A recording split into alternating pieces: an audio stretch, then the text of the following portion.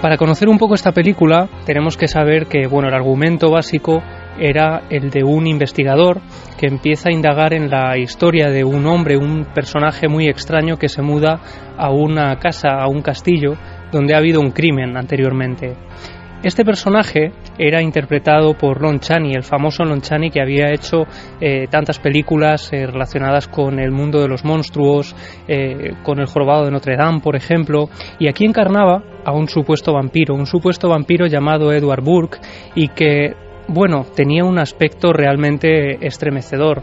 Tenía unos dientes afilados, vestía con un sombrero de copa, los ojos parecía que en cualquier momento iban a salírsele de las cuencas. Era una imagen de verdad que ponía la piel de gallina a todos los que la vieron en el cine. No fueron muchos, porque esta película, ya desde su estreno, arrastró una misteriosa maldición. A España nos llegó en 1929, hemos observado en el periódico La Vanguardia, en la sección de cartelera, que efectivamente se anunció como la casa del horror. Pero ya desde su estreno, muchos cines, según contaba la leyenda, empezaron a sufrir misteriosos incendios que ahora hemos descubierto que podría tener una base real. Vamos a escuchar, si quieres, Iker, a Ángel Sala, hablándonos de unos trucos de artificio que se utilizaban en el estreno de esta película. Ángel Sala, el director del Festival Internacional de Terror de Sitges. La productora lo que hizo es unos gimmicks, que quería decir unas actuaciones en directo ocultas para asustar a los espectadores antes de la proyección. Es decir, que por ejemplo había apariciones a través de efectos especiales rudimentarios, pero que en aquella época daban miedo. Se hicieron pequeños incendios que alguna vez causaron algún desastre en alguna de las salas de proyección porque se desmadraron. Esto eran lo que llamaban gimmicks para asustar, para incrementar el nivel de miedo en los espectadores. Y no solo eso, sino que pronto empezó a extenderse el rumor de que las películas iban desapareciendo de los cines donde se proyectaba precisamente por culpa de estos incendios. Pero hasta tal punto esa leyenda es cierta que en 1967 se produce un terrible incendio en la Metro-Goldwyn-Mayer y se pierde allí, Iker, la última cinta de Londres después de medianoche. Allí estaba el último rollo conocido y allí desaparece, y desde ese momento no queda ni rastro de esa cinta. Lo único que quedan son un par de fotogramas con las que se han hecho pseudo películas apócrifas, que algunas pueden encontrarse por internet. Existe cierta leyenda de mercado negro de que algunos coleccionistas podrían tenerla en su poder, pero lo cierto es que nada de esto se ha podido demostrar. Y nosotros, además, hemos indagado un poco más en todo el tema y hemos conocido detalles sorprendentes. Por ejemplo, nos contaban algunos de los expertos en cine a los que hemos entrevistado que Londres después de medianoche se encuentra entre las 10 películas perdidas más buscadas por el American Film Institute, que se trata del santo grial para los coleccionistas de cine perdido, que sería la película de cine más importante que se ha perdido nunca.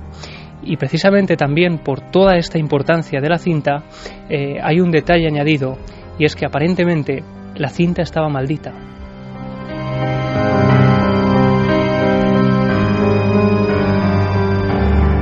Cuando estamos ya poniendo el calero, parece que estamos en una proyección de esas donde el músico tocaba, donde era posible la fantasmagoría real y donde las mentes de las personas estaban menos endurecidas que las de hoy. Estamos hace casi 90 años y entonces un efecto en cierto momento de la proyección podía provocar un pánico que hoy sería incomprensible. Estamos, ¿verdad?, en ese ambiente.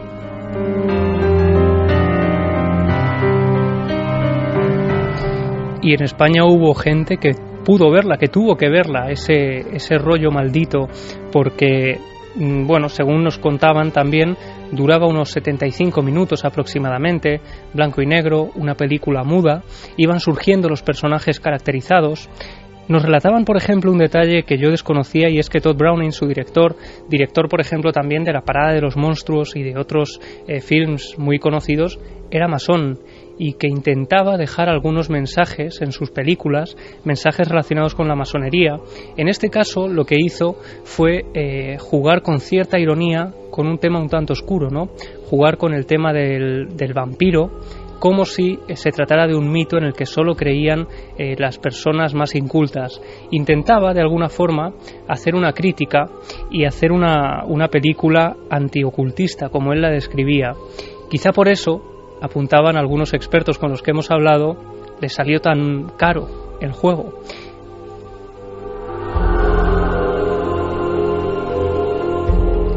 Al igual que ocurría con Nosferatu, también empezó a decirse que en esta película habían participado vampiros de verdad. Incluso, no solo eso, sino que Lon Chaney había hablado, se había asesorado hablando con vampiros auténticos que le habían contado cómo tenía que maquillarse, porque él preparaba su propio maquillaje para la película, y a raíz de ahí empiezan a surgir todo tipo de leyendas. Nosotros hemos hablado con el periodista Jesús Palacios y con Luciano Berriatúa, historiador de cine, que nos han hablado más detalladamente del maquillaje de este personaje.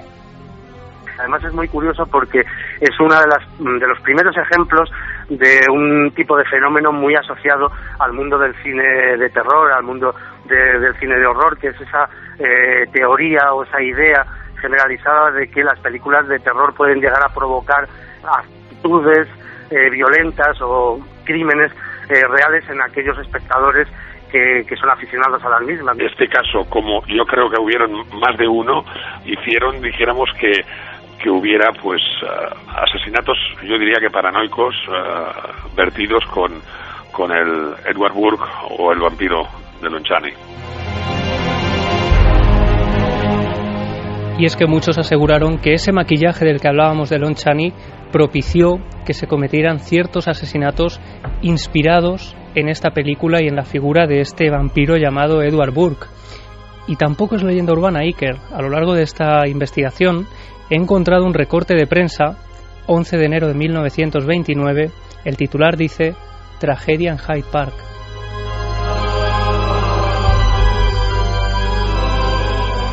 Y es una noticia breve, cuenta la historia de un joven llamado Robert Williams. Él tiene 28 años, hace unos días ha ido a ver la película Londres después de medianoche, y cuenta que unos días después, estando en el salón de su casa junto a su novia, sentados en el sofá, al mirar a un rincón del salón, observa una figura que no debía estar allí. Es una figura enjuta, oscura, que está observándolo detalladamente.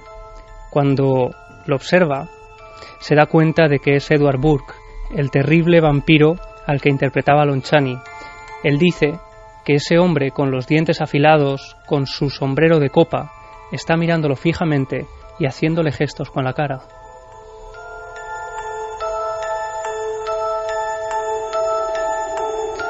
Solo unas horas después, este joven Robert Williams sale a pasear con su novia por Hyde Park y termina de forma dramática, porque ante la mirada de todas las personas que estaban paseando esa mañana de viernes en ese parque de Londres, él saca un cuchillo y le rebana el cuello.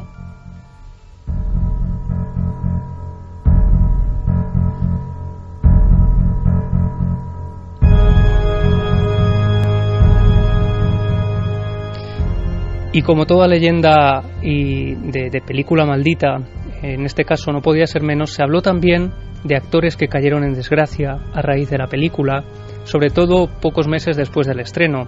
En concreto, el protagonista, Lon Chaney, el hombre de las 1000 caras, como era llamado, por su facilidad para transfigurarse y para pues emular a otros grandes mitos del cine, pues en su caso, por ejemplo, él aseguraba que estaba deseando hacer el papel de Drácula, sin embargo nunca lo consiguió porque fallecería poco tiempo después de la película, concretamente 2 años después, cuando él durante un rodaje desarrolla una neumonía que acaba casi dejándolo postrado en cama. Un tiempo después, pocos meses después de tener esa neumonía, le detectan un cáncer de pulmón y finalmente este hombre, Lon Chaney, acabaría falleciendo por una hemorragia en la garganta.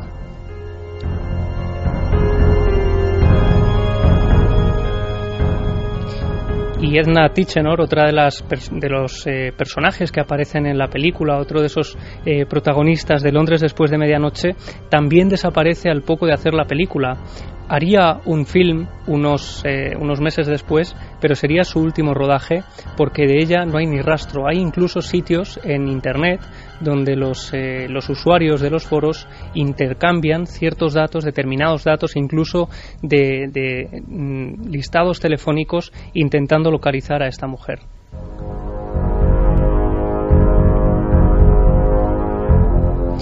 Y no solo eso, sino que también se habla de coleccionistas que han desaparecido misteriosamente, gente que ha ido en busca de una copia de Londres después de medianoche, creyendo que podrían encontrarla en determinadas regiones muy concretas y que no han vuelto a aparecer con vida. Pero para ello vamos a conocer a un personaje también fascinante, es Forrest Ackerman, un famoso coleccionista del mundo del cine. Para contextualizar un poco, él en 1927, precisamente el año en que se estrena esta película, empieza a sentir una gran fascinación por el cine, por el artificio, por todo lo que se utiliza, llegando incluso a rebuscar, por ejemplo, en cubos de basura de grandes productoras para sacar, por ejemplo, ropas que se han utilizado en los rodajes, busca a gente que ha trabajado en los efectos especiales. Y nosotros hemos hablado con Augusto Cruz, un famoso guionista mexicano que durante 5 años ha investigado esta historia y acaba de publicar un libro con el mismo título, Londres después de medianoche. A la par de esto descubrí a un personaje maravilloso, Forrest Ackerman, un coleccionista de objetos de cine muy famoso, que él recolectó a lo largo de 70 años desde la capa de Bela Lugosi, el anillo de Boris Karloff de La momia, las escenografías de películas de ciencia ficción, los muñecos originales de la versión de King Kong.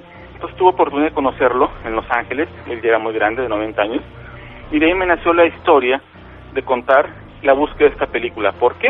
Porque Forrest Ackerman la vio cuando era niño a los 11 años.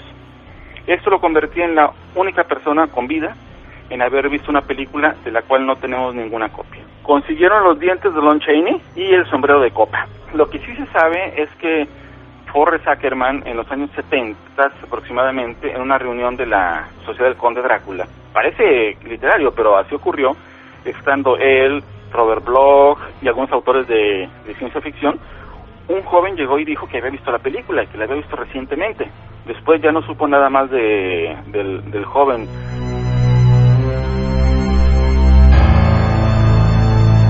Y ahí estaba esa historia del joven desaparecido en busca de esa cinta maldita. Algunos hablan, por ejemplo, de que solo quedaban de ella un par de fotografías, una novelización de la película, el guión que se titulaba El hipnotista, porque en realidad la película en ella aparecía un vampiro, pero no era tal, ¿no? Acababa siendo un hipnotista que jugaba con el maquillaje para hacer lo que quería. Incluso hay otros datos que nos ofrecía Ángel Gordon, experto en el mundo de los vampiros, sobre personas que fueron a Argentina y México en busca de las 2 supuestas copias que quedaban de Londres después de medianoche tras el incendio de 1967. Hubieron una serie de personas concretas que fueron a intentar buscar esa copia y por lo que personajes dentro del mundo del coleccionismo se perdieron una serie de personas que fueron concretamente a México y Argentina. De diferentes puntos de Europa tengo entendido de que también hubieron personajes que de alguna manera, como tenían mucho dinero, mandaban a otras personas, dijéramos, a buscar esa copia y bueno, yo según tengo entendido hay 3 o 4 casos concretos que nunca más se supo de los personajes que fueron a buscar esa copia. Y según me contaba Augusto Cruz, hubo también auténticas disputas y polémicas porque en determinados momentos algunos coleccionistas privados aseguraron tener una copia de esta película, pero decían estar esperando al momento exacto para sacarla a la luz. El momento exacto, Iker, sería aproximadamente el año 2022-2024, cuando la Metro-Goldwyn-Mayer deje de tener los derechos de esa película. Es entonces cuando estas personas que tendrían en su poder el rollo podrían sacarlo a la luz sin tener que enfrentarse a esta gran empresa del cine, ¿no? Pero hemos ido también un paso más allá para saber si podría exhibirse en algún lugar todavía hoy o a posteriori. Hemos hablado también con Ángel Sala del Festival de Sitges y él nos contaba un detalle muy curioso que también vinculaba a esta película con el mundo del ocultista? En un catálogo de 1973 de Black Hawk Films sale que esa distribuidora la tiene en su poder en 16 milímetros. Esa distribuidora luego desaparece en bancarrota prácticamente al poco tiempo de anunciar esa existencia de esa copia. En los años 70 también hay unas proyecciones de sociedades secretas de tipo mesmérico, de tipo ocultista, que dicen proyectar la película. Por ejemplo, hay una muy famosa en Wichita y anunciada, y además se conservan los anuncios en prensa de sociedades ocultas que proyectan la película, y existen la publicidad de esas sesiones. Hay uno de los típicos clubs vampíricos por excelencia que hay en Estados Unidos. Cuando digo por excelencia hablo de los que actualmente se suministran en vez de Cuba Libres o RAFs, etcétera, se suministra sangre sintética hecha expresamente para estos pseudo vampiros, o como se les quiera llamar a esos personajes que están convencidos de que lo son. Y en uno de esos clubs precisamente se pasa de una manera normal una copia evidentemente que no tiene nada que ver con la primera, precisamente de Londres después de la medianoche. O sea, no es que se pase ni el Drácula de Christopher Lee, de la Hammer, ni la típica de Lugosi, sino que se pasa precisamente esa película. Es como si hubiera un morbosismo alrededor de esa película. Así que estos son los sorprendentes datos de una película maldita que desconocíamos a día de hoy, y que gracias a esa novela, que es una novela pero basada en hechos reales, y desde luego esta historia, si Augusto Cruz no hubiera hecho esa novela, pues cualquiera otro la habría hecho seguramente, ¿no? Porque es una historia tremenda, una historia que quizá vivió a la sombra del eterno vampiro Nosferatu.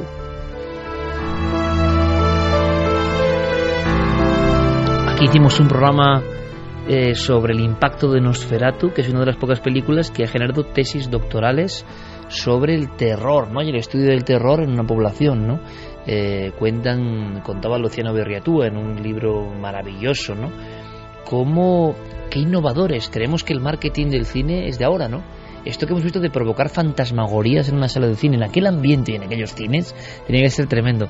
Pero yo recuerdo ahora cómo los productores de Nosferatu, que pertenecían a una logia secreta, la Saturn, idearon llenar antes del estreno, unos días antes, de pasquines, imaginemos la época, ¿no? Antes todavía de esta película, con un dibujo, que el dibujo era tremendo, que era un hombre que no sé si era un vampiro o era un anciano un poco decrépito, miraba una esquina, era un dibujo donde parecía un techo en esquina, que será algo propio de las películas del expresionismo alemán, ¿no? Todas las escenas, quien sepa, yo no sé de cine, pero quien sepa sabrá que muchas utilizan un ambiente muy opresivo, las luces, las sombras, los techos casi tocan las cabezas de los personajes en ocasiones, se genera una claustrofobia. Bueno, pues ese dibujo ya tenía esos gestos, ¿no? Y era un hombre que miraba una esquina. Los dos protagonistas eran lo que había en la esquina y el hombre. El hombre tiene unos rasgos que nos recuerdan al Nosferatu. Y apareció una telaraña con una gran araña que estaba tejiendo, y ambos como que prácticamente se miraban. Y en el pasquín simplemente ponía Nosferatu. El nombre que viene, Nosferatu. Los niños lo gritan, los muertos también. Nosferatu, su nombre lo lleva el aire. Nosferatu, las personas dejan de trabajar, miran a la noche y solo dicen ese nombre, Nosferatu. ¿Y usted cuándo se encontrará con el Nosferatu? Claro, nunca se había hecho ese tipo de publicidad de una película, y el público ya estaba en una coordenada mental que hacía que hubiera casos de auténtico terror. Bueno, hoy sería lo que denominamos marketing viral, ¿no? Que exacto, parece pero que ha evolucionado en 1924. Y que es muy novedoso, pero fíjate, ahí están los precedentes de todo esto. En Londres, después de medianoche, también hubo ciertas noticias que saltaron a la luz pública a raíz de este crimen, por ejemplo, y es que hubo un juez en Londres que intentó prohibirla porque decía que era una película tan oscura en la que incluso algunos actores habían estado a punto de sufrir porque crisis nerviosas, porque durante el rodaje se les asustaba para que aparecieran asustados de verdad cuando se les grababa, y también por toda esa campaña que se llevó durante los estrenos, que llegaron a considerarla como algo maligno, como algo que podría desencadenar una oleada de crímenes, y por eso, como decía, hubo un juez en Londres que intentó prohibirla. Oficialmente no hay una sola copia, pero personas como Cruz han logrado hablar con las últimas personas que tuvieron una entrada para ver esa película, y sobre todo, y cerramos aquí que me ha sobrecogido, hay un anuncio en La Vanguardia. El estreno de la película aparece indefectiblemente, ¿no? Ahí está, en los tablones de anuncios de cine de aquella época. Es una historia maravillosa. Yo creo que hay elementos propios de la leyenda urbana también. Me cuesta creer que haya clubs de vampiros, no que haya clubs de gente que se crean vampiros, pero que se pase en un documento como secreto hoy en día me parece muy raro, ¿no? Esa película, yo creo que es muy raro mantener nada en secreto hoy en día, y hubiese salido, pero vaya usted a saber. Tenemos el tiempo muy concentrado en actividad y en emociones, y así que dejando esa película ahí para que vosotros, si queréis, investiguéis y evidentemente compartáis con nosotros cualquier pesquisa. Si os enteráis de algo, nuestro compañero Javier Pérez Campos nos ha permitido, bueno, pues una proyección muy especial. Yo creo que ha merecido la pena, el pago de la entrada. Ha sido una historia muy de crónica antigua, muy de la época de Lerdo Prats. Vamos con otra que es muy curiosa y bastante alucinante. La trae don Santiago. De hecho, entre una cebra tiene 62, un burro o un caballo pueden tener 44, es decir, y aún así se produce el híbrido. Con solo 2 cromosomas de diferencia, debería de ser muchísimo más fácil.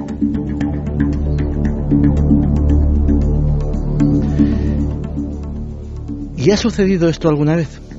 Pues en 2012, en un centro de protección de animales, en un santuario donde viven simios que, por ejemplo, se han dedicado al circo, al espectáculo, a las películas, donde podía estar la mona Chita famosa, etcétera, etcétera, falleció el candidato que todos los expertos dicen que ha sido más cercano a ser un humancé. Se llamaba Oliver. Oliver fue comprado junto con otros ejemplares a unos tratantes de animales que los habían capturado en el Congo, y fue comprado en un circo. Los dueños del circo enseguida se dieron cuenta de que Oliver era distinto. Oliver carecía de vello facial.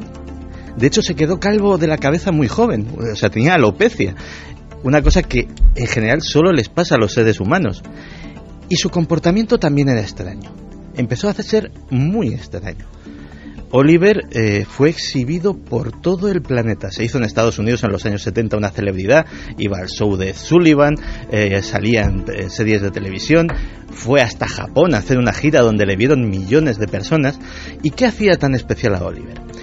Oliver se comportaba como un ser humano. Resolvía problemas de forma muy inteligente, hacía actuaciones en las cuales su comportamiento era prácticamente humano, pero si hacemos caso a sus cuidadores, a sus diferentes dueños, el animal, si es que le podemos llamar animal, en la intimidad hacía cosas mucho más extrañas. De hecho, siempre andaba erguido, nunca andaba a 4 patas como solían hacer los chimpancés, siempre andaba de pie, era bípedo como los seres humanos. De hecho, la primera ropa se la puso él, la robó a sus dueños y se vistió como un ser humano. Poco a poco, según los dueños iban cogiendo confianza, le toleraban más y más rarezas. Se aficionó a cosas que no le suelen gustar a los animales y sí a los seres humanos. De hecho, empezó a fumar. Empezó a fumar por propia voluntad. Esto, que puede parecer muy extraño, empezó a beber. Vaya con Oliver. No. Oliver. Perdona, pero claro, es que dices, es que este Oliver copiaba lo peor del ser humano, o sea. No, Oliver, o sea, y esto pasó por varias manos hasta llegar a este refugio, donde finalmente acabó sus días haciendo esas mismas cosas. Oliver bebía café, pero todo esto no es lo más extraño. Es que al principio estas cosas las robaba, luego se las daban.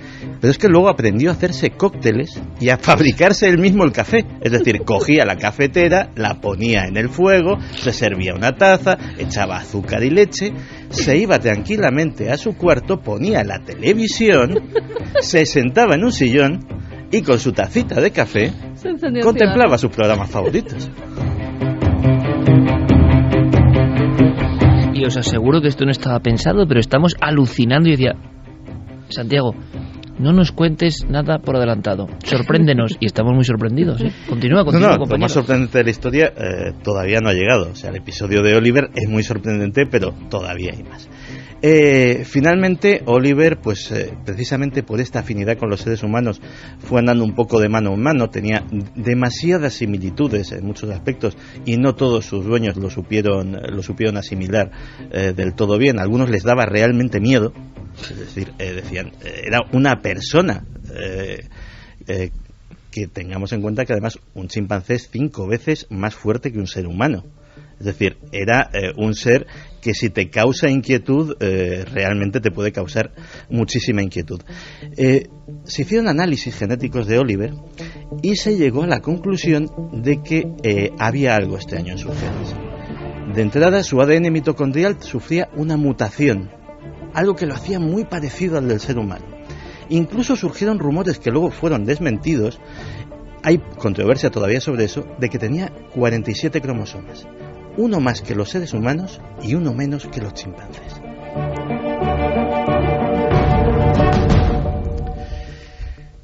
Surgió por accidente, fue una mutación genética que no se volverá a repetir, nadie lo sabe. Pero esto, digamos, Oliver habría sido un humancé natural, pero ha habido gente que buscaba fabricar a propósito, adrede, uno de estos seres. Pues fíjate, llama la atención el primero de los nombres de la larga historia de aspirantes a encontrar el humancé, ni más ni menos que Joseph Stalin.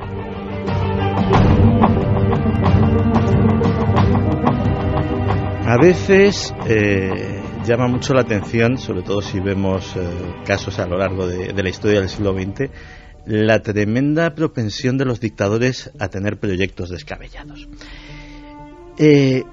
Hubo un momento en la década de los años 20 que Joseph Stalin se plantea reformar el ejército rojo, hacer un ejército de superhombres. En algún sitio acaba leyendo lo que hemos dicho antes, que un chimpancé es 5 veces más fuerte que un ser humano. Y sobre todo da con los trabajos de un científico ruso, Ilya Ivanov, que es uno de los pioneros de la inseminación artificial, que ya estaba dando conferencias sobre la posibilidad de hibridar humanos con chimpancés. Automáticamente llama a Ilya Ivanov y le da esta instrucción: quiero un nuevo ser humano. Quiero un humano invencible, insensible al dolor, resistente e indiferente a cualquier incomodidad, que pueda comer cualquier alimento aunque sea de mala calidad. Quiero un supersoldado.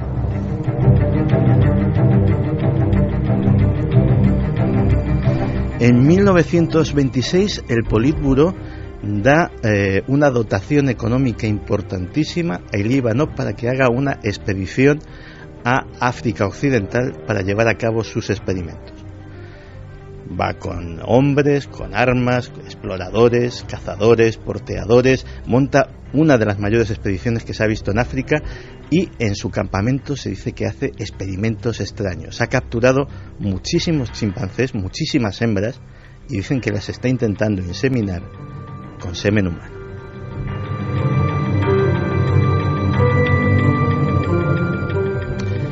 Al parecer no tiene éxito, o al menos no tiene éxito en esa primera intentona, pero Stalin no se arredra y le monta en Georgia un laboratorio con la última tecnología de la época. Entonces Ivanov decide hacer el proceso contrario. A lo mejor el fallo era intentar inseminar a hembras chimpancés con semen humano. A lo mejor todo salía bien si se hacía el proceso contrario, si se inseminaba a hembras humanas con semen de chimpancé.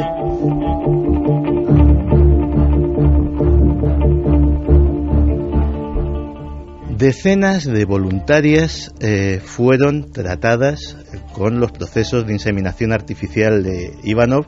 Hay quien dice que en algún experimento incluso Ivanov permitió que no se utilizase la inseminación artificial para conseguir este híbrido, para conseguir ese primer ejemplar del supersoldado.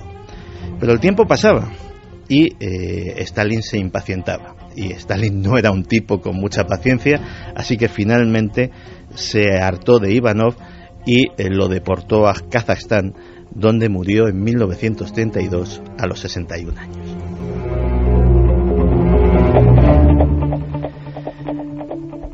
Pero Ivanov no es el último personaje notable de esta historia. El siguiente personaje de esta historia es el doctor Geoffrey Bourne. Geoffrey Bourne es un personaje notable hasta antes de que entren los chimpancés en su vida. Todos conocemos la serie de novelas de Robert Ludlum sobre un personaje, un espía casi sobrehumano que se llama Jason Bourne. Jason Bourne fue bautizado así en honor a Geoffrey Bourne. Geoffrey Bourne trabajó para la CIA en el proyecto MKUltra, en un proyecto muy especial. Él era el encargado de crear los famosos asesinos programados, los asesinos a los que se les lavaba el cerebro, no sabían nada de su misión y simplemente se les podía activar con una palabra clave o con una llamada telefónica. De hecho, las novelas del ciclo de Bourne y las películas que las han inspirado están basadas en los trabajos de Geoffrey Bourne. Sin embargo, la parte que nos interesa de la historia de este hombre es cuando le hacen director, y lo fue durante 26 años, de el Centro Yerkes para la Investigación de Primates. Una instalación secreta de DARPA, de la rama de proyectos avanzados del ejército estadounidense, en la que solo se saben dos cosas: que aquello fue dirigido durante casi 30 años por Geoffrey Bourne y que allí se investigaba sobre una cosa: gorilas y chimpancés.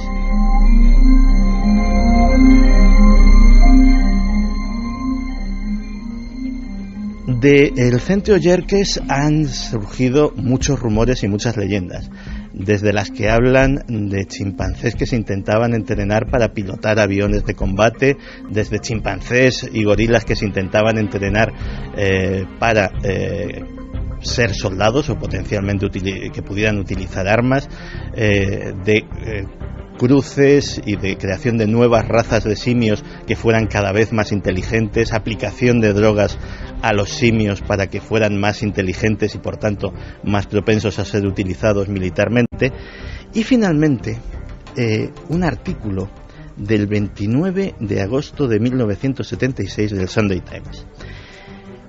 En ese artículo se habla mucho del doctor Geoffrey Bourne y se describe con minucioso detalle sus intenciones de crear un híbrido entre un ser humano y un gorila y utilizarlo como soldado, utilizarlo como fuerza de élite. Pues fíjate, de eso hace ya casi 40 años. El Centro Yerkes para la Investigación de Primates sigue existiendo. Por supuesto, en los alrededores, si preguntas a la gente, hay una multitud de leyendas, de apariciones de seres extraños, cazadores que se han visto asaltados por cosas parecidas al Bigfoot, etcétera, etcétera. Pero aquello sigue siendo una caja negra. En 1976, el doctor Geoffrey Bourne quería, hace 40 años casi, quería hacer este híbrido. ¿Qué habrá sucedido en esos 40? Pues nos queda marcharnos a un país que a veces resulta áspero y duro para el investigador, que está lleno de secretos. A mí es uno de los parajes que más me ha impresionado por la enorme soledad. Tiahuanaco, la ciudad sin tiempo, la ciudad donde llegaron los gigantes, la ciudad erguida en honor a unos seres que parecen, desde luego, extraños, diferentes al ser humano. Otro cruce genético quizá, quién sabe. Pero ocurrido, acaecido, ¿hace cuánto tiempo? Desde luego, hoy pasear por Tiahuanaco sigue siendo una experiencia sobrecogedora. Esas cabezas, esas puertas del sol. Bueno, siempre hemos pensado en una, la famosísima Puerta del Sol de Tiahuanaco, que algunos han pensado en ella como clave astronómica, clave de la llegada de aquellos pasajeros que parecían venir del futuro, un futuro que hoy hemos aprendido también, que parece que a veces se adelanta incluso el presente y puede condicionar nuestro pensamiento. Pero ¿qué ha pasado ahora mismo en Tiahuanaco? Que es un lugar que no da muchas noticias. Resulta que las hay y tenemos un compañero allí. Pues sí, lo que ha ocurrido es que en la zona arqueológica de Tiahuanaco también incluye un templo que es el de Pumapunku, en el que se están descubriendo nuevas cosas. Por ejemplo, que hay excavaciones subterráneas que unen ambos templos, tanto el de Pumapunku como el de Tiahuanaco. Como decía Siker, tenemos allí a un compañero, es Juan Antonio Sáenz, que él en primera persona podía hablar con los arqueólogos, con la gente que está trabajando a pie de campo y que está haciendo estos descubrimientos que casi nadie conoce. Juan Antonio Sáenz, gran cronista, gran periodista, gran compañero y buen amigo, que realmente nos está dando una información que dará mucho que hablar, pero la tenéis aquí en Milenio 3 para, ir digiriéndola de momento. Las últimas excavaciones realizadas no solo en Tiahuanaco, sino en Pumapunku, que se encuentra a 1 kilómetro aproximadamente de esta ciudadela, han descubierto unos sofisticados sistemas de canalización subterránea y de irrigación que apuntan a una tecnología tan avanzada como los megalitos que han quedado sobre tierra y que todos podemos ver, y que es uno de los grandes misterios de la arqueología. Y lo más importante es que estas nuevas excavaciones confirman la existencia de extensísimos complejos subterráneos que unirían esta sección de Pumapunku con las propias ruinas de Tiahuanaco. Las prospecciones señalan también, por ejemplo, que hay anomalías bajo tierra que apuntan a cámaras subterráneas en las inmediaciones del complejo. Cámaras con lo que parecen ser escalones y que al parecer habrían sido cegadas intencionadamente. Estas exploraciones dan la razón al padre de la arqueología tiahuanacota, al austríaco Arthur Poznański, quien, recordáis, a principios del siglo XX ya hablaba de la existencia de gigantescas extensiones de ruinas enterradas y de las que apenas hoy solo se ve la punta de un iceberg, que es lo que vemos sobre la superficie de Tiahuanaco. La ciudad sin tiempo, la ciudad donde llegaron los fundadores de la humanidad en aquella cultura, junto al Titicaca en aquel tiempo. Más cosas sobre construcciones emblemáticas que parece que no son únicas, que hay más. Exactamente. Parece que han descubierto más puertas del sol. No solamente habrían descubierto esas canalizaciones que unían esos templos, sino que al parecer hay nuevas puertas con inscripciones diferentes, con personajes distintos, y se cree que algunos incluso estaban recubiertos de oro. He hablado recientemente con un arqueólogo, Eduardo Machicado, que ha estado trabajando con gente de Alemania y de Estados Unidos, y hablan de incluso 4 puertas del sol, no solo en la zona en la que actualmente se encuentra Tiahuanaco, sino en toda el área que llegaría hasta el lago Titicaca, unos 20 o 30 kilómetros, y esas puertas del sol, o similares, arcos pétreos, megalitos, con todas las inscripciones que podamos pensar, que nos puedan recordar la Puerta del Sol, que actualmente se encuentra cerca del Talasasaya, el principal lugar donde se erige Tiahuanaco, que estas Puertas del Sol pudieran escaparse, pudieran excavarse en un futuro y salir adelante. Tal como me corroboró él, y también me han dicho otros estudiosos, tales sorpresas en un futuro nos podrían hacer cambiar la historia de todo el continente americano.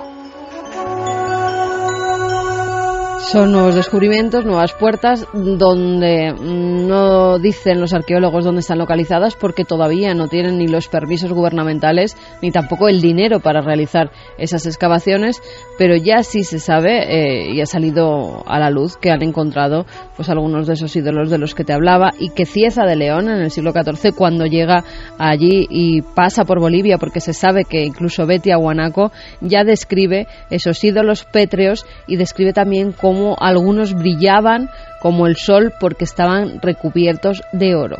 Parece ser, Iker, que esos ídolos han sido descubiertos ahora, al parecer muchos de ellos sin ese oro, pero sí que quedan pequeñas partículas, por ejemplo, en lo que podríamos llamar algunos de los clavos, que también parecen hechos de ese material.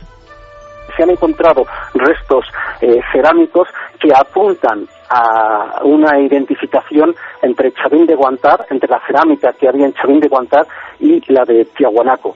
Sin embargo, como os decía, es necesario que se lleven a cabo este tipo de excavaciones que ahora se están realizando, por ejemplo, en la zona de, como os decía, en la zona de Pumapunku, donde tales canales de irrigación y tales conductos que están desviando una cantidad de agua que se suponía que podía haber en el pasado, pues todo este tipo de construcciones sí que recuerdan mucho a las que hemos podido encontrar en Chavín de Guantar. Hay que tener en cuenta, como os decía, que solamente entre un 15 y un 20% de la superficie de Tiahuanaco y Pumapunku ha sido prospeccionada, vamos a decirlo así. Queda muchísimo todavía por hacer. Solo se ve la cumbre de esa montaña de grandes ruinas que podría haber por abajo.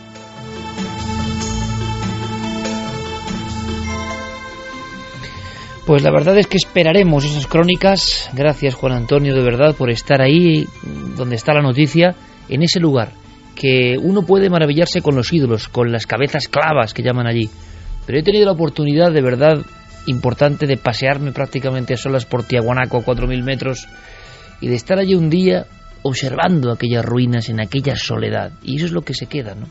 Es un mundo muerto que ya no entendemos, pero observando aquellos ídolos impresionantes, aquellas figuras gigantescas, aquellos seres de los que salen serpientes de la cabeza, esos ojos redondos que flotan y los demás seres de la naturaleza les rezan, uno tiene la impresión personal de que en aquel lugar árido, donde la vida casi es imposible, un día llegaron unos fundadores que de verdad, viendo sus retratos, no tienen nada que ver con el resto de la especie humana.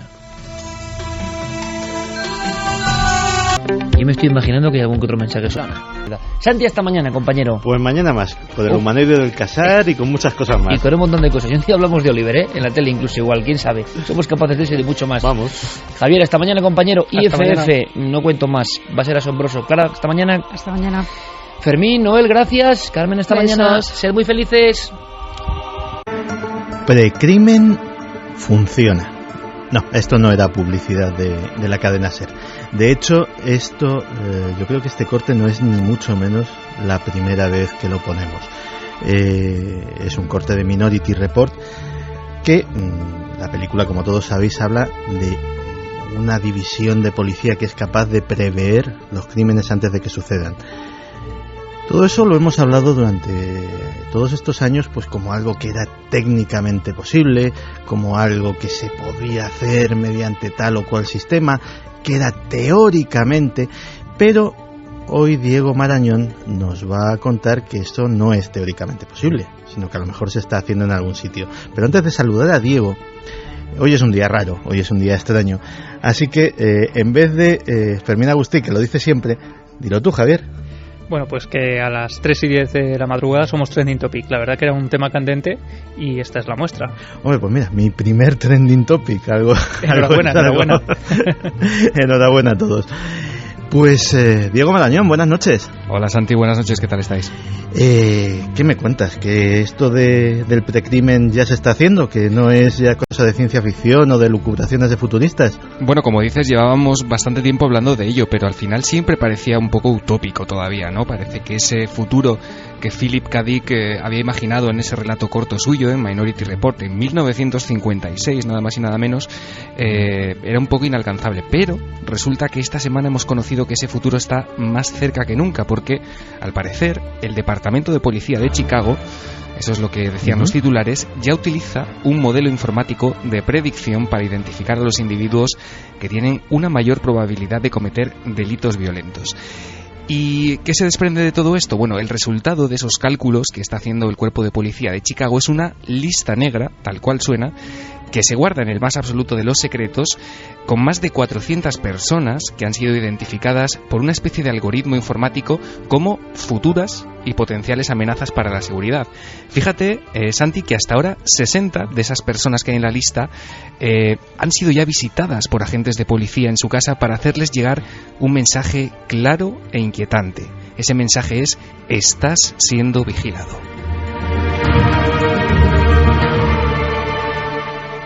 Vamos a ver, Diego, me estás diciendo que hay 400 personas, 400 ciudadanos de Chicago, que un programa informático ya los ha señalado como futuros delincuentes y que a algunos de ellos la policía les ha ido a ver y les ha dicho que, bueno, cuidado con lo que haces, que sabemos que estás pensando algo malo. Te estoy diciendo exactamente eso, y además es que muchos de ellos ni siquiera tienen antecedentes penales, son ciudadanos como tú y como yo, que jamás han tenido ni un solo problema con la policía, que no han pasado una noche en el calabozo, pero que sin embargo, por determinadas circunstancias, desde hace unos meses están en esa lista negra. Este proyecto, Santi, lleva en marcha desde el año 2009. Se puso en marcha gracias a una inversión de $2 millones por parte del Instituto Nacional de Justicia. Y, como te digo, utiliza una especie de algoritmo que ha sido desarrollado por Miles Wernick, que es un profesor e investigador del Instituto de Tecnología de Illinois. Este hombre lleva desde los años 80 haciendo trabajos de este tipo, de análisis predictivo, trabajando con las fuerzas militares de Estados Unidos, y ese algoritmo se basa en los antecedentes penales para identificar no solo a los que se consideran pues probables infractores reincidentes, sino también, como te digo, a personas que tienen que sin tener antecedentes penales sí que tienen algún tipo de contacto con delincuentes. Y además no solamente eso, sino que los clasifica, los ordena en una especie de ranking en función del riesgo. Por eso en esa lista están también los nombres de personas que no tienen problemas con la policía, pero que viven, por ejemplo, en un barrio conflictivo, o cerca de personas que sí que los tienen, o comparten amistades comunes. Factores todos estos que les hacen pues más proclives a estar involucrados en algún tipo de delito o en acto criminal o violento. Estamos así pues más cerca que nunca de ese concepto que parecía que no iba a llegar, que es el de culpable por asociación. Conoces a alguien que es culpable, por lo tanto tú pues puedes estar cerca de convertirte en objetivo de la justicia, ¿no? Eso es lo que proponía Minority Report, una especie de predicción del crimen. Fíjate que lo decíamos en algún momento de esta temporada cuando hablábamos de los algoritmos y de la capacidad que tenían de desde escribir música hasta predecir pues el futuro de las relaciones internacionales. Quién sabe si hay algún algoritmo ahora mismo tratando esta crisis de Crimea. Y ese poder ya se está aplicando a cosas que afectan a los ciudadanos, a cosas que pueden, pues de repente tú eres un señor que vive en un mal barrio, que tiene unos amigos pues un poquito conflictivos o lo que sea, pero y eso ya te coloca bajo la lupa de la policía de Chicago. Sí, y además se ha encendido la polémica, sobre todo en este caso en concreto en Chicago, por dos hechos fundamentales. El primero es pues la posibilidad de que se invada la privacidad de la población civil. Hay ese temor lógico, pero también es curioso porque se ha acusado a este proyecto de ser racista. Se supone que casi todos los de la lista son de raza negra, algo que de todos modos, si pensamos que se trata de Chicago, bueno, pues tampoco resulta tan extraño. Hay antecedentes curiosos, Santi, porque no es el primer proyecto de este tipo que sale. ¿No es el primero? No es el primero que sale a la luz. Hace ya unos años se habló de algo conocido como PredPol, una especie de software, un programa informático que estaban utilizando las autoridades estadounidenses, sobre todo en ese país, aunque empezó a testarse en Inglaterra, y que al parecer pues acierta también bastante a menudo. Este software, fíjate, te doy unos datos rápidos, ha reducido un 13% las actividades criminales de la ciudad de Foothill en Los Ángeles, y los robos en viviendas de la ciudad de Santa Cruz, en California, por ejemplo, han descendido un 30%. En esa misma ciudad, que es donde pues el programa tiene, digamos, más éxito, la tasa de criminalidad en general bajó del 27 al 12%. Pero ¿qué es PredPol? Bueno, nos lo va a explicar Zach Friend, que es un analista criminal de la policía en esta ciudad, en Santa Cruz, California. Le escuchamos. Funciona de modo similar a como predecimos las réplicas de los terremotos. No se pueden prever los terremotos, pero sí sus réplicas. Resulta que cuando se produce un crimen podemos averiguar si habrá repeticiones asociadas. Lo que el algoritmo permite saber a los agentes es dónde y cuándo ocurrirá un delito. El algoritmo proporciona zonas de 150 por 150 metros divididas en cuadrados a las que acuden las patrullas. No les dice qué hacer, no es algo que reemplace la intuición, simplemente les permite centrar sus esfuerzos en esas áreas.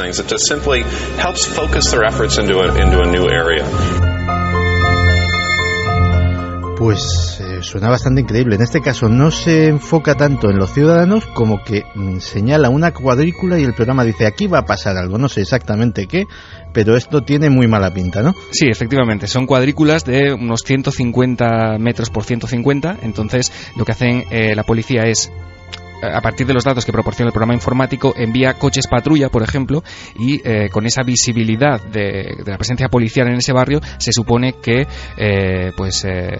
asustas de alguna manera a los probables o previsibles delincuentes para que lleguen a hacer sus acciones pues criminales o delictivas, ¿no? El programa este también funciona a base de algoritmos Han sido desarrollados por las universidades de Santa Clara y por la Universidad de Los Ángeles, y lo que hace es analizar estadísticas, lugares, horarios en los que se han cometido delitos previos y los cruza con los datos sociológicos y con patrones de comportamiento criminal. Uno puede pensar, bueno, pero esto puede resultar carísimo. Bueno, pues no, ya verás. Zach Friend, este analista criminal de Santa Cruz en California, nos explica también por qué este software Predpol es bastante útil y bastante rentable. Es muy difícil para una persona tener unos patrones a tan largo plazo, sobre todo para un nuevo agente. No es fácil interiorizar un historial. Esto pone todos los elementos sobre el tablero de juego para que al final los resultados sean los mejores. El software cuesta lo mismo que un analista criminal o incluso menos.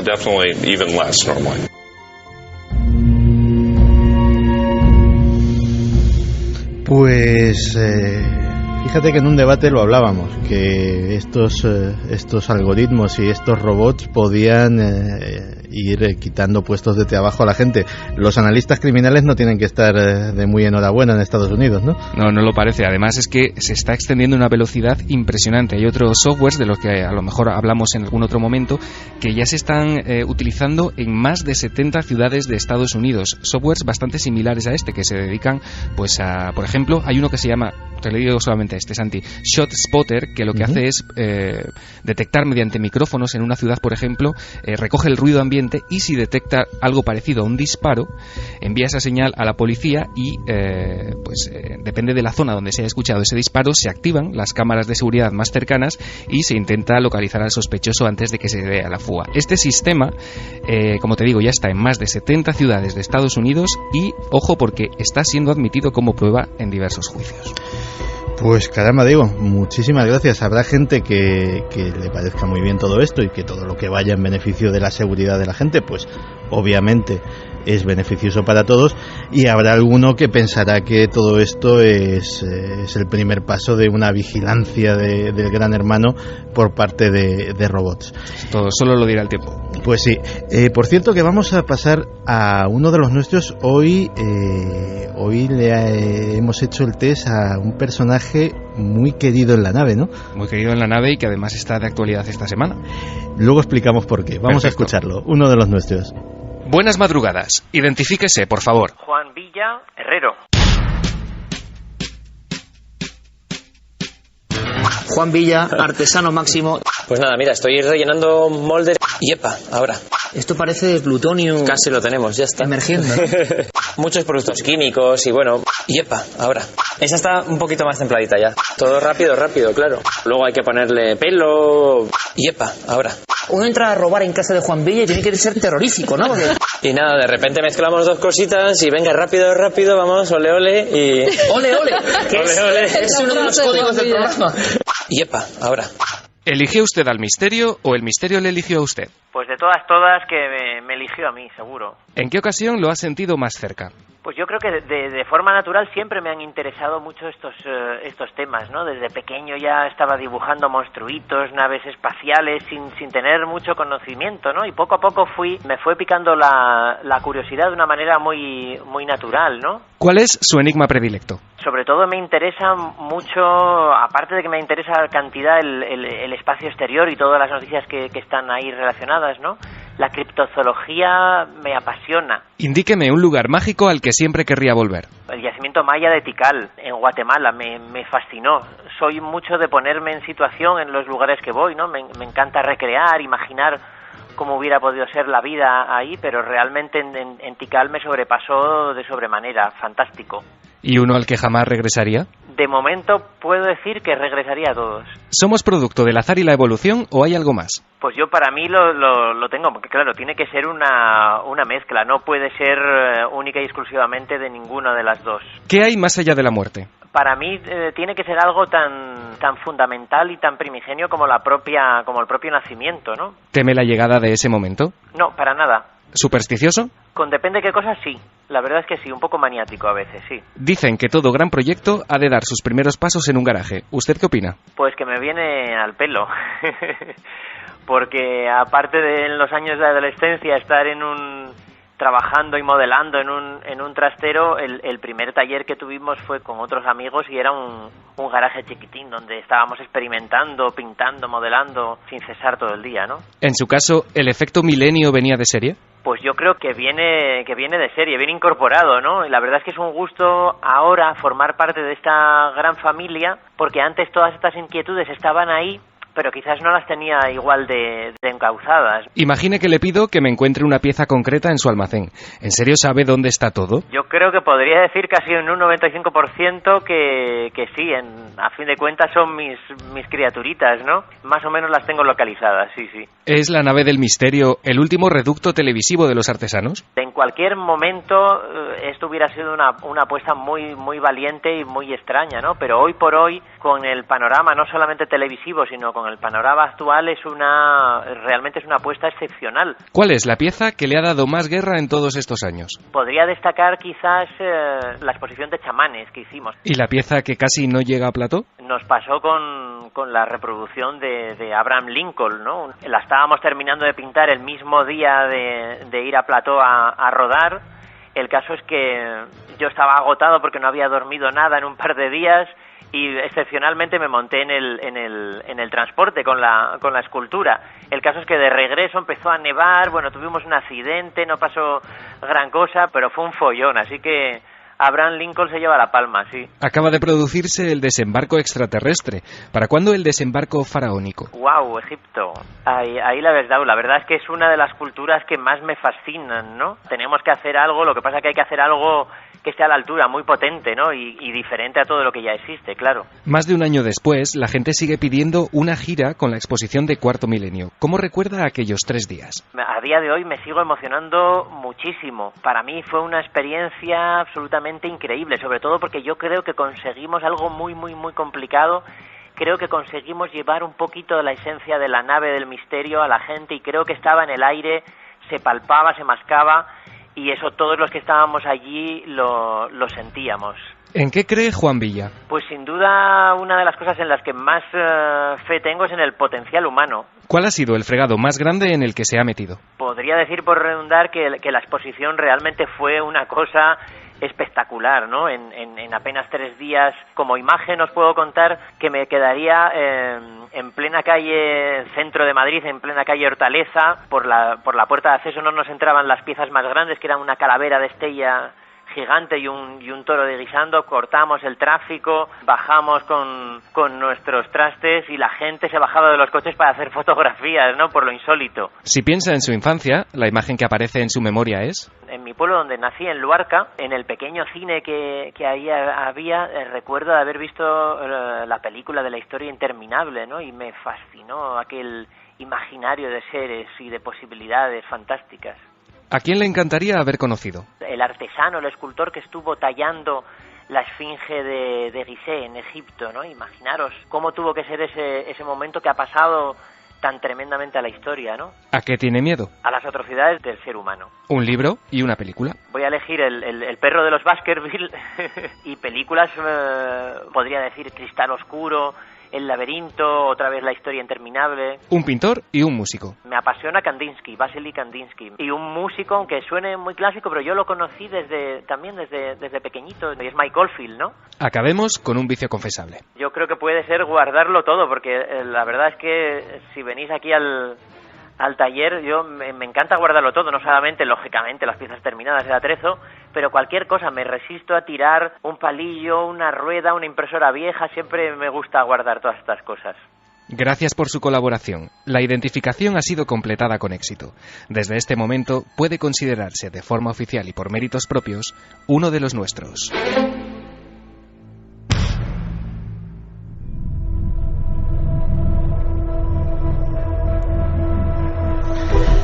Pues si a mí me preguntasen por un personaje entrañable, o sea, entrañable con todas las letras mayúsculas de los que habitan esta nuestra pequeña comunidad, ese es Juan Villa. Juan Villa, un tipo que desprende alegría, que es el mago, el artífice que plasma en materia muchas cosas que forman parte de nuestros sueños, de nuestras elucubraciones, que simplemente le damos 4 indicaciones, 2 fotografías y te hace reproducciones exactas de lo que sea.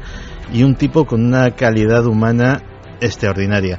Hay una frase de Juan Villa que nos la ha pegado a todos. Cuando dice ole ole, Ole Ole es una expresión muy suya y yo creo que no hay nadie del equipo de Cuarto Milenio que no diga Ole Ole en algún momento ya del día o de la semana. Diego, decíamos que Juan era noticia por... Esa es noticia pues precisamente por ese grandísimo trabajo que hace cada semana en la nave del misterio, porque este miércoles, Santi, la Academia de las Ciencias y las Artes de Televisión anunciaba a los candidatos a la 16ª edición de los Premios Iris de Televisión. Y Juan Villa, junto con Blanca Ricoy, están nominados por Cuarto Milenio a la categoría de Mejor Dirección de Arte. Así que toda la suerte para esos premios que se celebran a finales de mayo. Toda la nave del misterio está con nuestro artesano. Pues toda la suerte que se la merecen, no solamente por buenas personas, sino por el magnífico trabajo que hacen y por los grandes profesionales que son, y no porque trabajen en nuestro programa. Diego, muchísimas gracias. Un placer, Santi.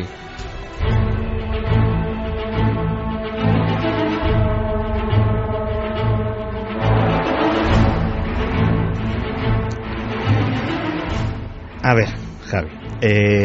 Estábamos hablando durante la hora anterior, y además ha sido una hora intensa, de Ucrania. En Ucrania, fíjate que tuvo su origen uno de los movimientos feministas más extraños, o por lo menos que le está dando al feminismo una especie de nuevos aires o de nuevas formas, llámalo como quieras, que son las Femen. Todos conocemos sus manifestaciones, todos conocemos su forma de expresarse, pero me comentabas que bueno, que esto vale, que puede que sea muy nuevo, pero no es en el mundo de las reivindicaciones feministas ni mucho menos lo más extraño que se haya podido hacer. Y me dabas unas siglas, unas claves ahí un poco extrañas. ¿Qué es esto que me traes?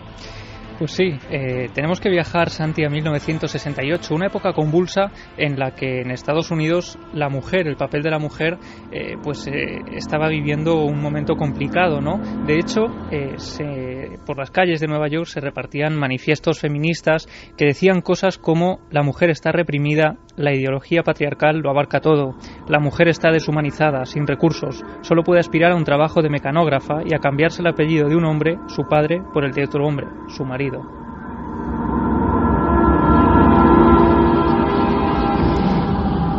Todo eso pues me parecen reivindicaciones muy justas, y de hecho pues hemos pasado una jornada precisamente para recordar la desigualdad que todavía hay entre hombres y mujeres en nuestra sociedad, pero vale, esto es Milenio 3, ¿esto qué tiene que ver con nosotros? Bueno, pues lo que ocurre es que en ese ambiente de lucha por los derechos de la mujer, por la igualdad de la mujer, aparece un grupo muy particular, un grupo que reivindica todos estos derechos de una forma muy especial.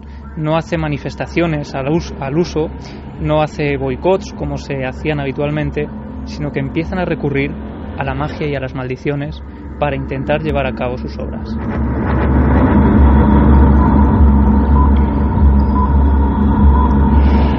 Y deciden elegir un nombre muy particular, Witch.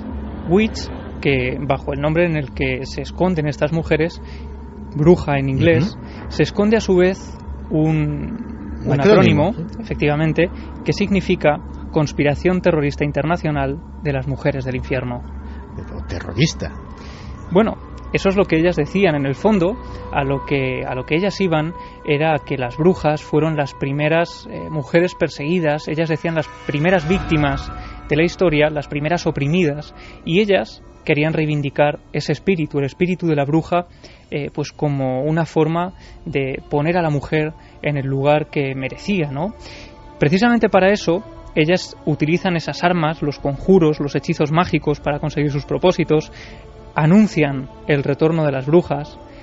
Los medios de comunicación aseguran que este grupo de mujeres lleva a cabo un discurso violento y casi apocalíptico, recuperaban un lenguaje místico y colocaban a la filosofía oculta al servicio de la herejía feminista.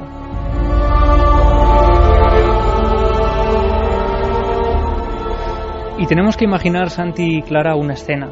1968, 4 mujeres deciden instaurar de forma oficial este grupo. Para ello, se dirigen al Gem Spa de Nueva York y enfrente de ese lugar tan emblemático, a una hora más o menos temprana, empiezan a hacer un círculo de orégano, ante la mirada atónita de decenas de personas que empiezan a remolinarse ante ese espectáculo. Estas mujeres van vestidas completamente de negro, llevan la cara maquillada de un color blanquecino, casi mortuorio, y se introducen dentro de ese círculo. Empiezan entonces el maleficio. Imagina a toda la gente mirando alrededor a estas 4 mujeres diciendo a la vez: en el sagrado y más poderoso nombre de Witch, conspiración terrorista internacional de mujeres del infierno, nosotras, hermanas brujas del único y verdadero subsuelo, anunciamos nuestra presencia y comenzamos nuestro hechizo.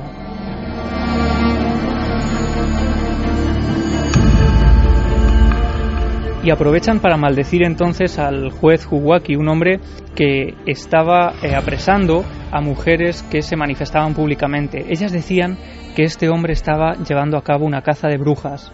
Finalmente, tras la maldición a este personaje, Sharon, una de las mujeres, una de las primeras witch, lee la última parte del conjuro. Dice: esta es por fin la estación de la bruja. El mismísimo Satán se sienta en este comité. Hombres muertos se sientan en este comité. No hemos terminado. Acabamos de empezar.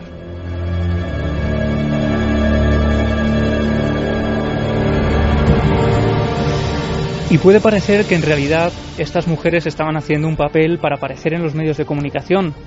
Sería lo más lógico. Es justo lo que te iba a preguntar, es decir, ¿esto era una maniobra propagandística? ¿Se vestían de brujas como se podían vestir de otra cosa? ¿O se lo creían? Se lo creían. Fíjate, de hecho la primera fundadora, Robin Morgan, es una mujer que empieza a indagar. Ella era feminista, pero empieza a indagar en su árbol genealógico y tras una investigación de largos años ella asegura llegar al siglo XIII. Y lo sorprendente es que ella en todas las entrevistas aseguraría que llevaba sangre de bruja en las venas, que sus antecesores ya practicaban la brujería, conocían las propiedades curativas de algunas plantas y de hecho ella aseguraba que muchas de sus antecesoras pues habían perdido la vida por ser acusadas como brujas. Y en este momento, cuando ella todavía no ha fundado Witch, está en una manifestación feminista y dice que sufre o vive un momento de iluminación, esos que tanto hemos hablado que duran apenas unos segundos. En esos instantes ella asegura recordar una vieja religión, una religión que ella no había estudiado nunca, una vieja religión pagana, una religión de culto a la diosa.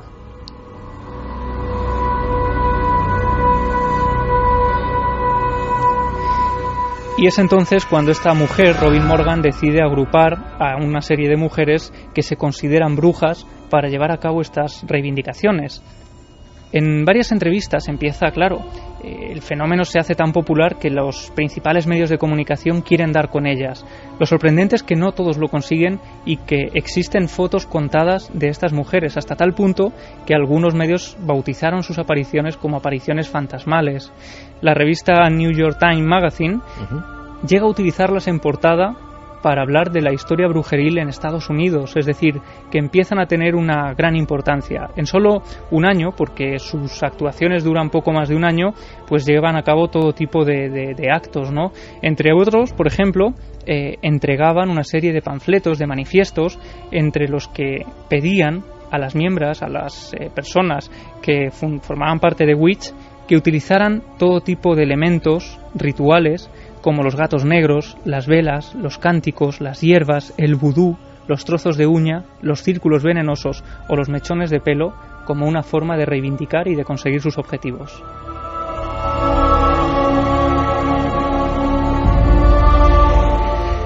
¿Y sabemos de más acciones de estas multitudinarias que hubiesen llevado a cabo?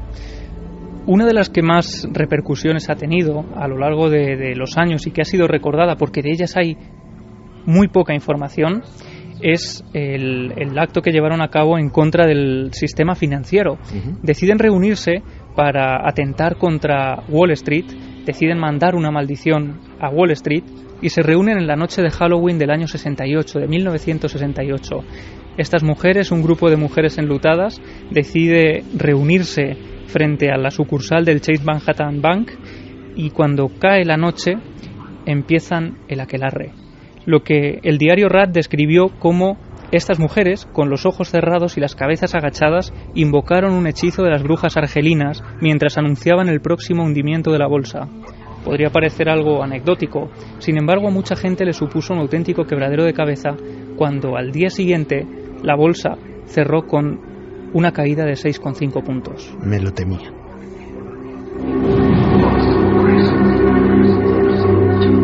Y por ejemplo, otro de los actos multitudinarios a los que accedieron fue la convención del Partido Demócrata de 1968.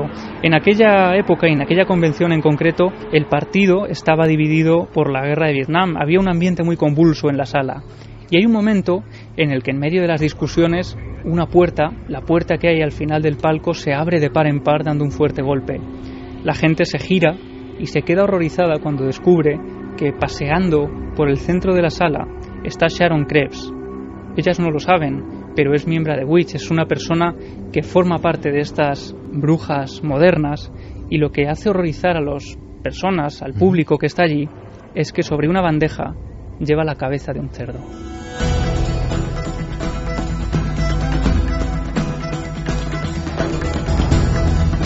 No será esa foto que me has enseñado antes. Efectivamente, esa es una de las pocas fotografías que quedan registradas de las acciones de estas mujeres. Unas personas, además, un grupo que causó auténticos quebraderos de cabeza a las autoridades porque empiezan a extenderse a lo largo del año 68 por varios estados de Estados Unidos. Boston, Chicago, San Francisco, Carolina del Norte, Portland y Austin son solo algunos de los lugares donde estos grupos pues extienden sus tentáculos. Unos tentáculos a los que algunos medios definieron como grupos de mujeres reunidas en secreto con el objetivo de conspirar contra el mundo. ¿Y sabemos qué fue de ellas? ¿Esto ha tenido alguna repercusión? ¿Ha tenido alguna continuidad en el tiempo? ¿Se les puede seguir la pista hasta hoy o se disolvió en algún momento? Pues fíjate, sus actuaciones eran tan incómodas que las autoridades tomaron cartas en el asunto de manera muy rápida. Como decimos, duraron poco más de un año. Lo que ocurre es que durante ese año se apresan a varios miembros de Witch, se les acusa de conspiración y llamamiento a la violencia, se las encarcela. Algunos periódicos, incluso a favor de estas mujeres, llaman a todo este fenómeno una nueva caza de brujas, y lo más sorprendente es que al final, cuando vuelven a quedar unos 5 o 6 miembros de Witch, deciden disolverse, pero después de hacer un último maleficio. Otra vez en la noche de Halloween, esta vez del año 69, las últimas Witch se reúnen en una plaza de Nueva York y lanzan la maldición, diciendo: nuestra hermana Justicia se encuentra encadenada y atada. Nosotras maldecimos la tierra en la que murió. ¿Y nunca más se supo? Nunca más se supo. Sí que durante el año 1970 hubo alguna escisión. Algunos miembros fundaron el grupo El Aquelarre, y continuó este grupo durante unos años, pero desde luego no tuvo la fuerza que había tenido Witch. Algunos otros miembros feministas pues formaron nuevos grupos que utilizando estas siglas daban otras frases, pero poco más se supo. Ahora, gracias a la editorial La Felguera, que ha publicado los primeros comunicados y hechizos de esta conspiración terrorista internacional de las mujeres del infierno, pues podemos saber algo más del tema. Pues la verdad es que no es fácil, me has conseguido sorprender. O sea, esto no conocía yo en absoluto nada de su existencia. Tú tampoco, supongo, Plata, ¿no? No. Y bueno, la brujería como forma de reivindicación político-social. Bueno, pues ahí lo dejamos. Cosas más extrañas se han visto, pero pocas.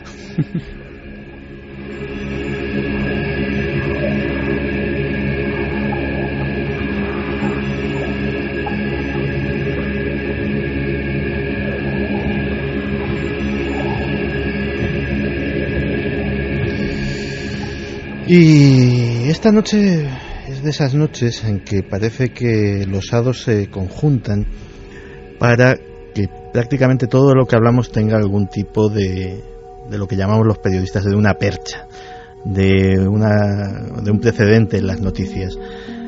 Hablábamos de Ucrania, hablábamos de las Femen, y el poco tiempo en los informativos que dejan las crisis internacionales y las crisis locales estos días, pues nos hemos estremecido con la historia de un accidente aéreo que ha tenido lugar con la precipitación de un avión sobre las aguas del mar, la pérdida de un montón de vidas, Y siempre que sucede algo así, siempre que sucede una gran catástrofe, se habla de personas que de alguna forma lo presintieron, de personas que de alguna forma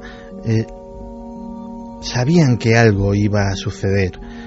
Algunos, y los casos más conocidos, por ejemplo, hacen referencia al Titanic, incluso salvaron la vida gracias a esos presentimientos.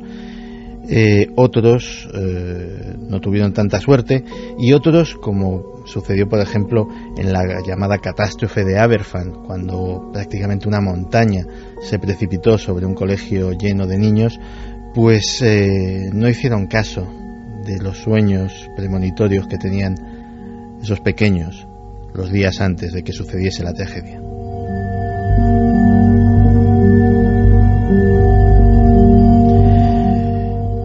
Vamos a escuchar un sonido que nos va a traer a una fecha terrible dentro de la historia reciente de la ciudad desde la que os hablo, de Madrid.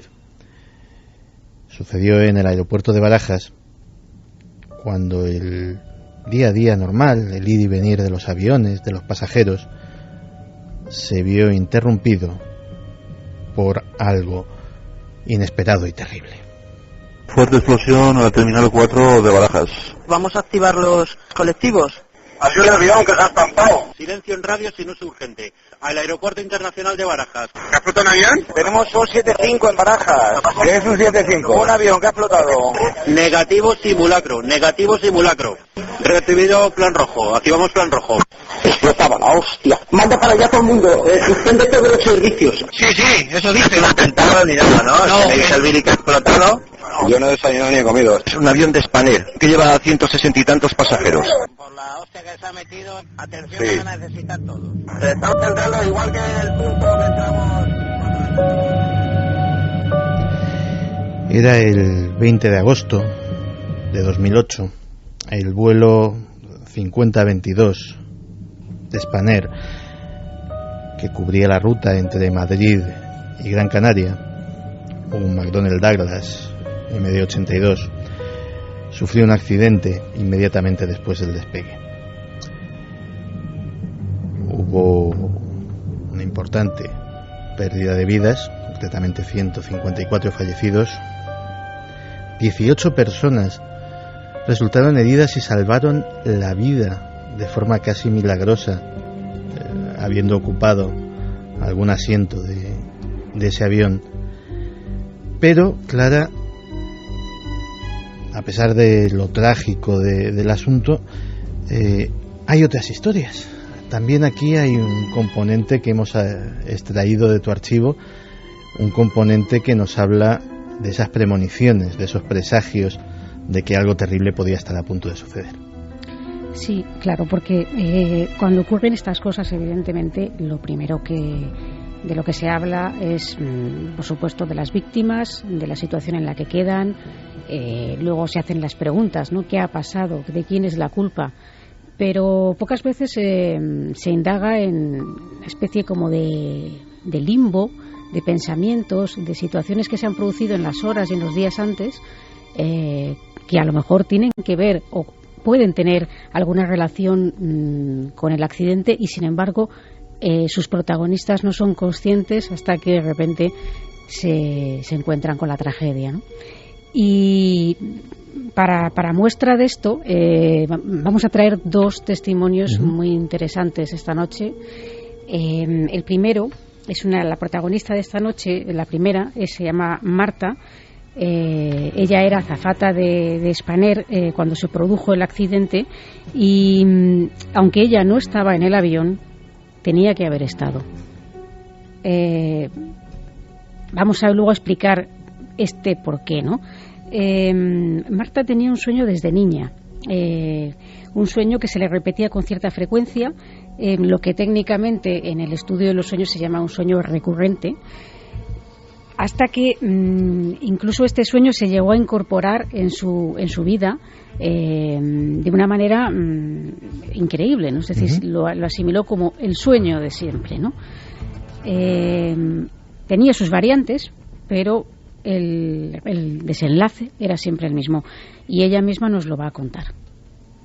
El sueño comenzaría desde que yo tuve conciencia y me empezó a apasionar el mundo de la aviación y, vamos, sabía que quería ser azafata o tenía cierto interés por la aviación. Y el sueño normalmente era que yo estaba en un avión, siempre de pasajera, y a última hora o no llegaba a entrar al avión como eran repetitivos, eran diferentes a la noche, pero siempre era lo mismo, era que yo veía cómo ese avión despegaba y se hacía como una bola de fuego y era repetitivo y lo pasaba mal. Tenía una sensación de que mal, pero en cierto modo también estaba como aliviada, decir, qué suerte.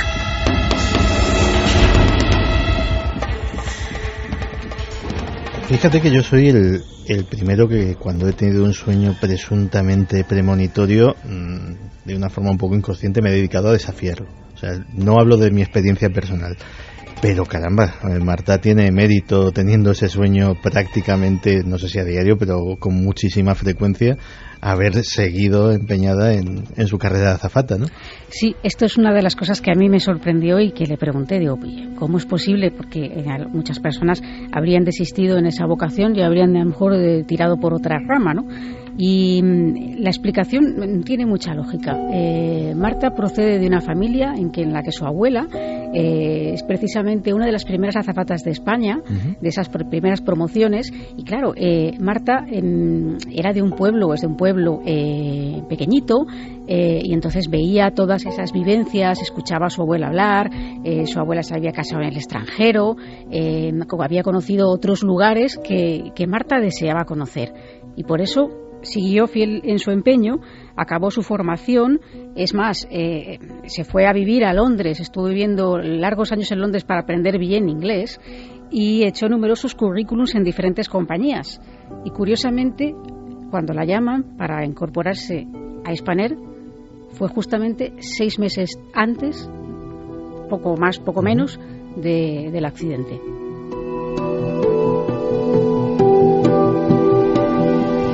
Me decía que ella, aun pese a lo que le gustaba volar, lo pasaba especialmente mal durante los despegues, porque como ella decía que en lo que veía en su sueño, el desenlace final era que el avión a la hora de despegar se convertía en una bola de fuego, ¿no? Pues tenía esta especie como de malestar cuando debía producirse el despegue. Y como hemos dicho antes, Marta estaba destinada a subir a ese avión, pero no lo hizo. Y no lo hizo porque apenas, nos lo va a contar ella casi mejor, ¿no? Que nos lo cuente. Venga. Tenía la programación de un mes y me parece que tenía un retraso en un día, 2 días antes. Y te cambia la programación y ya no vas a ese sitio, vas a otro. Necesitas descansar X hora y no fui.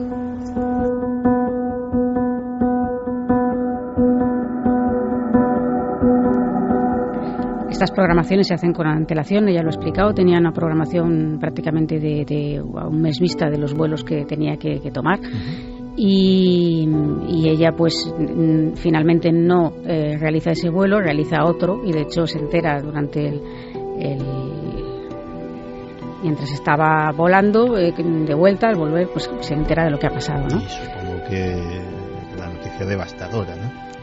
Además, date cuenta que ella conocía a varias de esas personas que eran sus compañeros de tripulación, ¿no? Yo la verdad es que tengo que agradecerle desde aquí que nos haya dado este testimonio, pero no es el único, porque ahora hay otro testimonio todavía más inquietante por la cercanía de ese suceso y porque no sabemos muy bien cómo funciona realmente nuestra mente ni nuestra forma de el pálpito, de la forma de sentir las cosas. Además, curiosamente, la persona que nos da este testimonio, Fernanda Palomino, compañera de profesión, periodista, y además muy vinculada a la nave del misterio, Bueno, ella tiene una hermana gemela idéntica que es médico del SAMUR y que ese día tenía previsto volar junto con su marido, conductor de ambulancia del SAMUR, y la hermana de en el vuelo famoso de Spanair. Claro, Fernanda estaba disfrutando de un caluroso día, hablamos de un día veraniego, de un día que, en fin, que estaba haciendo pues sus cosas, disfrutando un poco del tiempo libre con su hijo, cuando de repente sintió algo muy extraño, algo que le hizo removerse absolutamente por dentro y que le hizo cortar toda esa actividad festiva. Ella misma nos lo va a contar, y además muy bien contado, porque se nota que es periodista, y su crónica, ella misma hace este desenlace de manera magistral. Aquí el 20 de agosto nos cambió muchísimo la vida y será difícil de olvidar ese 20 de agosto de 2008, un día muy caluroso en pleno verano, en el que, como todos los días, bajé a la piscina con mi hijo y cada día me subía a las 3 de la tarde, porque era la hora que cerraban la piscina. A las 2 menos 20, a las 3 menos 20, le digo a mi hijo, vámonos, vamos a subir a casa. Y me preguntó, ¿por qué? ¿Por qué, mamá, si subimos siempre a las 3? Y le dije, tocándome el corazón, y le dije, algo no va bien. Subí a casa y bueno, como siempre, yo como lentísimo, y esta vez comí rapidísimo, me puse enfrente del ordenador y me dejó la piel de gallina cuando vi el titular, tragedia aérea en Barajas. Ese día para mí, o sea, yo jamás lo voy a olvidar, porque empecé a sentir que mi hermana iba en ese avión. Mi marido me preguntaba, ¿pero y cómo sabes que va ahí? Le dije, porque me lo dice algo. O sea, yo tuve el presentimiento de que mi hermana iba en ese vuelo, iba por la casa como zombie, paseándome y tocándome el pelo, diciendo, mi hermana iba en ese vuelo.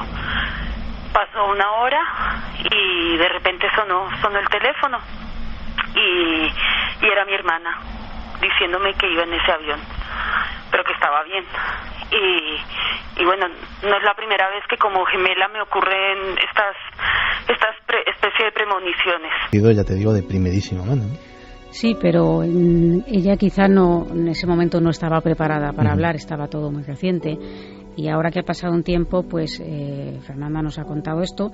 Y bueno, hay que decir que desgraciadamente, a pesar de que la buena noticia es que su hermana salvó la vida, como hemos dicho antes, viajaba con su marido y con el hermano de su marido, con la hermana de su marido. Y ella falleció desgraciadamente en ese accidente.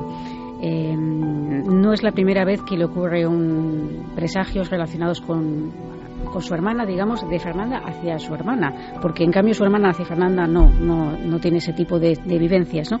Pero también me refirió un detalle que le había contado su hermana, que tuvo un sueño antes del accidente en el que se veía inmersa en un accidente de aviación y todos a su alrededor estaban muertos.